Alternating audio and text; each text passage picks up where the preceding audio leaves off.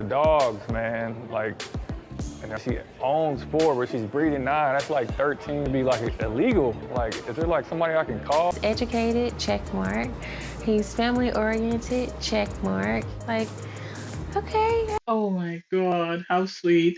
I remember Kirsten saying she was giving Shaq 2 strikes, and to see her now talk about his good qualities is amazing. Hey there, it's Valerie again. Thank you for stopping by. I'm going to be reviewing Married at First Sight, Season 16, Episode 3. So in this episode, it's a continuation of the previous episode whereby um, Jasmine and Aries are about to get married, but we see Aries having this conversation with his cousin. And it's like, am I the only one who's questioning why is this cousin going so hard? Why is she so adamant that Aries shouldn't get married? What is it about Aries that she's worried about? That she doesn't want him to get married on is it because she doesn't want him to embarrass himself on TV, or is it because she's worried that he might not be matched with a good match? What is it? I don't get it. And I think it's going to be really sad if when Jasmine sees this. Not only that, what if Eris and Jasmine are able to make their marriage work after she went so hard against this marriage? How would she feel? This is going to bring bad blood between Jasmine and this cousin, because Jasmine already said, she's worried about his family being against the marriage and stuff. I don't think it was a good look. And um, sadly, Married at First Sight has overplayed that scene until Kingdom Come. Anyway, so they do. Eris is very excited. I know he's talked about leaving the streets and this in the streets and that in the streets. And just like, you're marrying a pastor's kid, you need to stop talking about the streets. But anyway, as soon as he sees his bride, he's excited, he's ecstatic. He actually claps his hands. I think he was so nervous and he didn't know what else to do. So he just clapped his hands. And Jasmine looked amazing. I think she looked amazing. It was elegant and simple. And so they get married. I loved their vows. Their vows were sweet. And the fact that surprisingly, Aries was the only person, I think, one of the few people that actually asked his bride that can I kiss you? And she said yes. So they did kiss at the altar. They got married and off they went. And then next was McKinley and Dominic. Dominica for me. Something is a bit off with her. I don't know what it is. Something is a bit off because her mom is too much. I know as a mother you want to support your child, you want to protect your child, you want to make sure that they're okay. But her mother, it seems her mother is more invested in the wedding than Dominica is, because the mother was running around to make sure Dominica got dressed properly, which I assume, she did as the mother of the bride. But the fact that when they got to the altar, the mother is the one who handed over the rings, and not only that, the mother is the one who gave the speech at the reception. And it's just like, I know.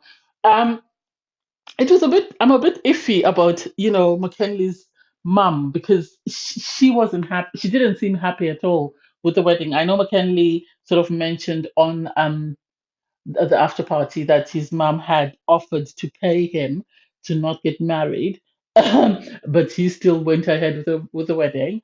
So I don't know how that's going to play out really.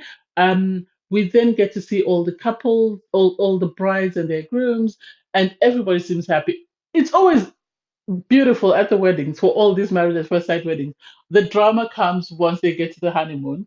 I like the fact that even when they took the pictures, especially with Jasmine and Iris, how natural they seemed. Even Shaquille and Kirsten, their pictures were very natural, and it was like, what happened 2 minutes ago? You were complaining about his bald head, and then now you're in a picture. It looks loving. It looks, like a couple that has known each other for a long time. I was actually surprised with Nicole and Chris, and Nicole was able to sort of tone herself. Yeah, she did speak a lot off camera, but away from Chris. But I think she was trying to sort of mellow herself to Chris, because I think she likes Chris. I think on site she liked him, and I think once she started speaking to him and the way he was caring about her and making sure she was okay, I think that sort of settled her down a bit. I am still very nervous they might surprise everyone and be the Lindsay and Miguel of the season and continue to stay married. I think it will be more on Chris's part than that, he's more patient with her. They seem happy with their pairing. So we get to see all the couples at the reception. I'm a bit surprised that in 3 episodes we got to see, the bachelorette parties, the ladies meet up, the people, all 5 couples get married, which is quite shocking for Married at First Sight because they used to drag it up until episode 5, 6, and I think a lot of complaints from the fans is what has got them to sort of cut it down, and then they'll look for the drama after the wedding. Everybody seemed relaxed and happy. Even Clint seemed to be on his best behavior because Clint, I can foresee him being a problem. I don't, as much as he is happy about who he was matched with, well, at the moment, I don't know how long that's going to last. So we get the speeches, and they were very sweet. Everybody's speech was very sweet. I like those. Um, um, and then obviously Jasmine told Eris that she has 4 dogs, and that was quite shocking. That's a lot of dogs. If that were me, we would need to have a conversation and see how or what we can do about the other 3 dogs. She would have to choose one. We can't start off a relationship with 4 dogs. That's too many dogs in the house. I think I would have to speak to her about maybe fostering them or getting someone to adopt the other dogs and see if we can keep one. And so he was very nervous about that because I don't think Eris has a pet. He said he didn't mind dogs, but then as he was trying to sort of process that, she then brought up she told him she was a dog breeder, and then she brought up that she had 9 other puppies. And I think his face just dropped because he couldn't understand that it's bad enough we have 4 that I'm trying to process. Now we have another 9, which means we have at least 13 dogs. How are we going to, get along with these 13 dogs? That's too much for him. I think she should have kept that information maybe she should have slowly brought it up because dogs have been an issue on Married at First Sight. I remember Jacob and Haley, their dogs, there was an issue with Jacob's dog not wanting to be in the same room. I remember last season, Justin and Alexis, how Justin's dog attacked Alexis's dog. I think that's a question they need to ask people, that how do you feel about your partner having dogs, and then take it from there. And then we went on to Shaquille and Kirsten. Oh my God, they were hilarious. I loved them at the table talking about the food and questioning what sort of food is this, and how they were laughing and they were getting along. And it was a totally, complete 180 from where they started when Kirsten had already given Shaquille 2 strikes. But I think this is why it's important to be open minded. I remember with Chris and Alicia last time when she was saying, "Oh, I don't like his teeth, I don't like his teeth," and she completely turned off. Whereas Kirsten sort of opened up, I think, after speaking to Shaquille and getting to know him and finding out, she started talking about, "Oh, he's an educated man, he's this. The qualities that I listed in the other episode when I was saying, we should focus on the other positive qualities because he has way more positive qualities than he has negatives. Yes, he doesn't have hair, but still, that's nothing as compared to what he has going for him. So that was sweet to see. I can foresee them being the Brianna and Vincent of this season if they keep going. I know we haven't been shown clips of their drama. I hope they don't have any drama, but I really, really, really like them, and I hope they actually work. for Jasmine and Eris, with Eris asking, "Who do I call about these 13 dogs?" And it's just like, I like the fact that people are not taking this very seriously and they're not focused on, "I don't like this, I don't like this, I don't like this," and they're actually looking at the good qualities that the other person has and sort of asking themselves, "Did I ask for this? Did I ask for this?" And sort of finding, the qualities that they were looking for. For example, like Kirsten saying that, Shaquille is very educated. He loves family, and so the fact that they're choosing to be wider or to be open-minded and looking to see what is there that they can build on is amazing. I was a bit skeptical about Clint and Gina because Gina was trying to tell Clint about her job and stuff, and Clint made such a big deal about, "Oh, she keeps going on about her job and her job and her job," and it's like, she's just trying to tell you that because there's nothing else that she can tell you at the moment. Maybe she'll go more into detail about herself if you do ask her about other areas of her life instead of just criticizing her for everything.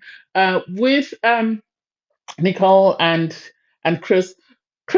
I think, is a happy-go-lucky person, and I think if Nicole can tone herself down a bit, I can actually see them working. But I don't know how long she'll be able to sort of tone herself down. I think at some point she's going to start going off, and it's going to drive Chris up the wall. The speeches were amazing. I think it was interesting that Nicole's dad is the one who stood up and spoke. Um, Dominica's mom stood up and spoke as well. And then they got to meet the families.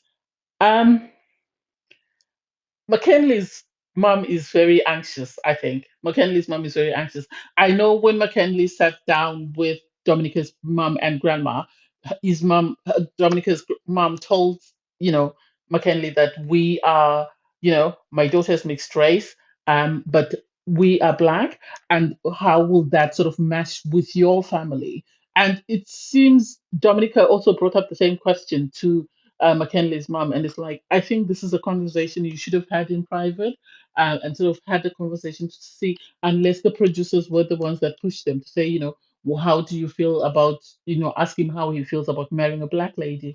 But I don't think it was appropriate because McKinley said he didn't narrow down what he was looking for. He was very sort of broad-minded on the qualities he was looking for in a wife. So I think that topic was inappropriate, and I hate the fact that they tried to sort of portray McKinley's mom as not being happy at all about everything, even though when she went to greet Dominica, she had a big smile on her face. So that bit I didn't like. Um, then we got to see Gina and we got to see Nicole and Chris leave their venue and sort of go to their room, and it was amazing.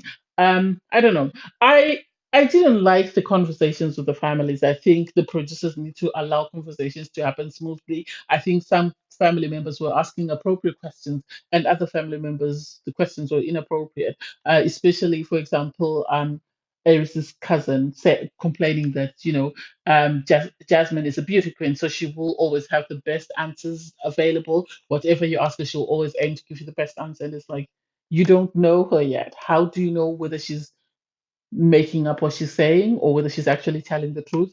I don't think that was appropriate. I don't know. We'll see how it goes. It was a great episode, but I don't know. I don't know. We'll see how it goes. Thanks, guys, for watching. Please don't forget to like, share, comment, and subscribe. Bye, everyone.